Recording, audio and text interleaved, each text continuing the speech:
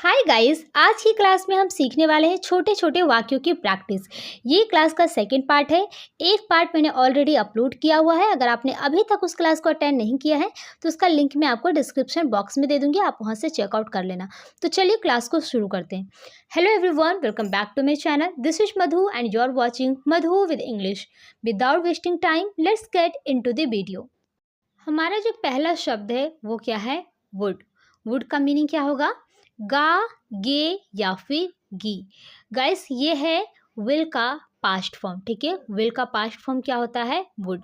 और इसका इस्तेमाल हम किसके साथ करेंगे ये जान लेते हैं। I, you, we, they, he, she, it, name, इन सभी के साथ हम वुड का इस्तेमाल कर सकते हैं। चलिए एक एग्जाम्पल देख लीजिए। जैसे कि मुझे लगा कि वह मेरी मदद करेगा। आई थॉट, मुझे लगा, ये क्या है? पास्ट टेंस है। मुझे लगा, आई थॉट, कि दैट, वह मेरी मदद करेगा। He would help me, he would help me. अगला जो शब्द है वो क्या है?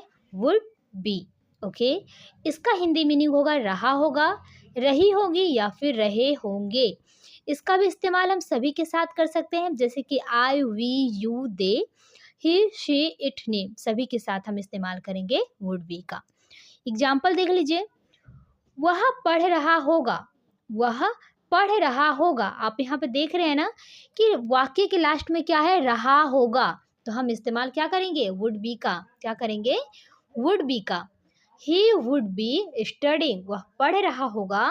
ही वुड बी स्टडिंग। वे लोग जा रहे होंगे। They would be going, they would be going. अगला जो शब्द है वो है विल हैव, और इसका हिंदी मीनिंग होगा या फिर होगी। इसका इस्तेमाल हम कर सकते हैं I, we, you, they, he, she, it, name. Overall सबके साथ हम विल हैव का इस्तेमाल करेंगे। जैसे कि उसके पास पैसे होंगे। He will have money, he will have money. मुझे जाना पड़ेगा। I will have to go. यहाँ पे आपने गाइस देखा है कि एक तो मैंने लास्ट में क्या आ रहा था, होंगे के लिए भी इस्तेमाल किया है विल हैव का, और दूसरा क्या है, पड़ेगा भी है तब भी हमने यहाँ पे इस्तेमाल किया है विल हैव का। गाइस, विल हैव को भी हम दो तरीके से इस्तेमाल करेंगे।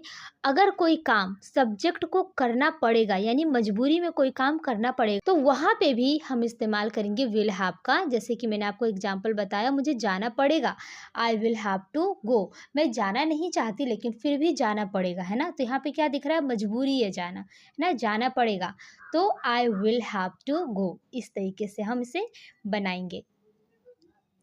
अगला शब्द है डिड। क्या है? डिड। डिड का हिंदी मीनिंग क्या होगा? या ए ई वाक्य के लास्ट में आए तो हम वहाँ पे इस्तेमाल करेंगे डिड का। ठीक है, इसका रूल क्या है इस्तेमाल करने का? इसे हम सभी के साथ इस्तेमाल कर सकते हैं, जैसे I, you, we, they, he, she, it, name, सभी के साथ हम डिड का इस्तेमाल करेंगे। एग्जाम्पल देखिए। इसे मैंने किया, आई डिड इट। इसे मैंने किया, आई डिड इट। मैंने काम कर लिया, आई डिड माई वर्क। मैंने काम कर लिया या फिर मैंने अपना काम कर लिया, I did my work. Guys, आज की क्लास में इतना ही। आशा करती हूँ आज की क्लास आप सभी को पसंद आई हो।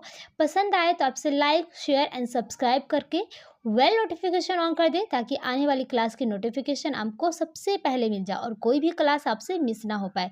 मिलती हूँ अगली वीडियो में।